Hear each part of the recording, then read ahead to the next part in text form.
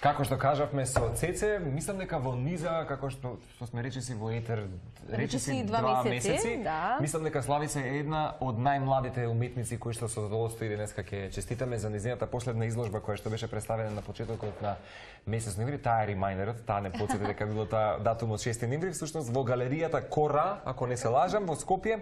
Всушност беше отворена изложбата на акварели на Славица Таневска, инаку пето самостојно презентирање на незините дела пред љубителите на ликовна уметност. Повторно ќе кажеме, ова е дел само од оваа прекрасна едиција, да заживее акварелот.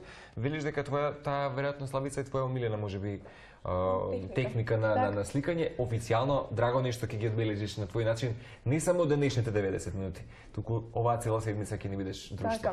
Многу ви благодарам прво што сум овдека, многу ми се допаѓаше оваа идеја уште од почеток кога видов дека имате уметници на неделата и посакав уште тогаш. И го препознаа тоа гледачите како што си ти тука делови. Тука токму како што кажавте, овие дела се од мојата последна изложба на заживее акварелот. Имам тука повеќе теми опфатено во таа изложба. Овдека имаме две дела од две теми.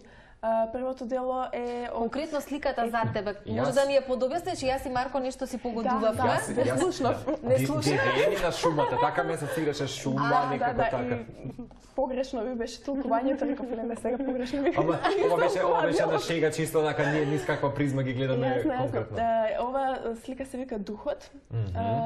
Е представено заминувањето на духот од овој свет, како еден дух се минува од овој свет.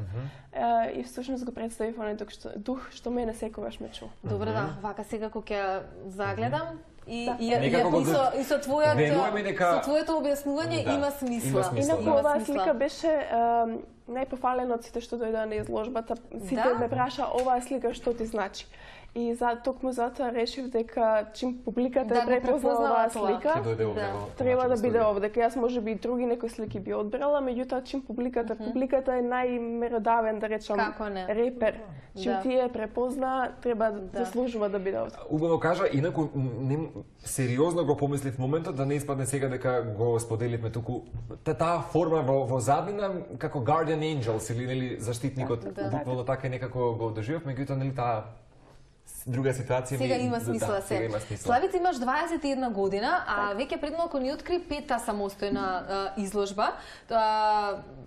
Тоа само по себе говори за твојата љубов, твојот ентузијазам кон уметност и кон сликањето.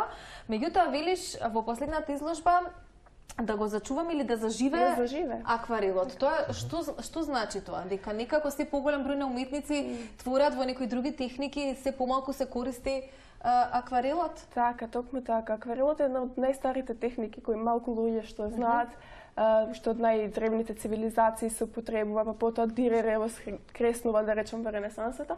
Меѓутоа, како што кажавте, во последно време се помалку и помалку, на жалост, работи оваа техника. Инаку би сакала да нагласам дека оваа е исклучиво тешка техника и мислам дека тоа е една од причините заради која што се помалку се работи, овдека нема враќање назад на потезите, треба да биде све однапред смислено и добро да се владее, затоа што се работи со многу вода, нели акварел вода, и треба многу да се владее, дали да нашиот актер Благој Чорески? Да, токму. Тоа е поклон за неговиот роден ден, му го направив и сега кај него дома. Навистина, браво. Некаде читав и би те прашал, зошто во фокусот ти се брсјачките куки кои што ги, да кажам, на свој начин метнуваш во своите техники на акварел? Да, кога веќе ги спомени тие, да споменеме дека и ова е една книга која што содржи цртежи од 100 селски брсјачки градби во Македонија и може да поканиме еден гледач да ни се јави и податоците да ги остави во режија, ќе си ја добие оваа книга. Така, спомнавме за брсјачките градби. Од секогаш јас ме интересирале тие предели, сум по потекло од селото Злести Дебрца, значи таму бев. Одев често, учествував на колонијата што се одржува во Белчишта Дебрца и посматрајќи ги тие куќи сватив дека во тие куќи има многу вредности, дека архитектурата е сосема посебна, автентична и дека многу луѓе не биле таму и не знаат дури што се наоѓа во овие села, значи овдека имам Дебрца, Малесија, Копачка, значи многу голем регион, се брсјаците имам опфатено.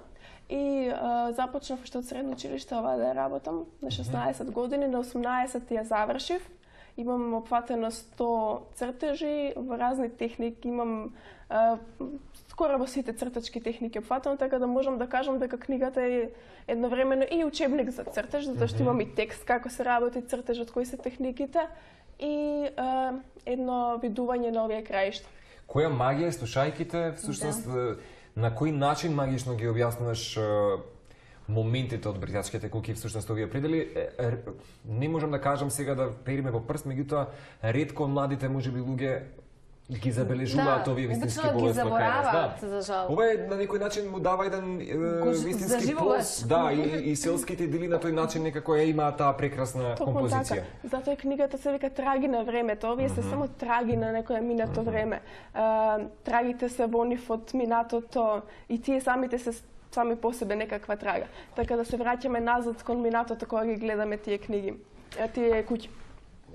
Па би можеле зашто да не вклучиме? Ајде, ќе имаме прилика, некој ќе даде аплауз за Славица. Ај, ако може од режија ќе го вклучиме гледачот кој што денес со нас во овие 90 минути. Добар ден.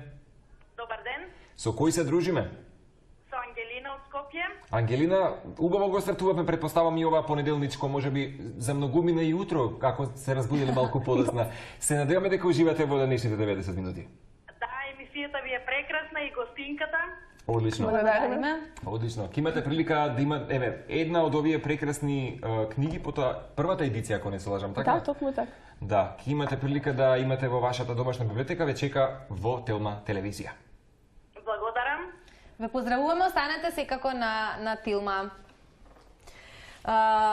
Славица, преди да ти испратиме уште неколку прашања, споминавме дека голем дел од твоите слики сито така пропатува некаде во светот, но она што е важно да се истакне е дека на првиот светски фестивал за акварел во Обединетите Арапски Емирати, помеѓу 50 учесници ти беше единствениот македонски Помеѓу 50 земји. Помеѓу 50 земји? Така, јас сум единствен представник од нашата држава. Кога се случуваше ова, како се случи ти воопшто да заминеш таму? Дали е тежок патот за да се стигне до тие некои светски локации каде што е да речам можеби елитата, најдобрите?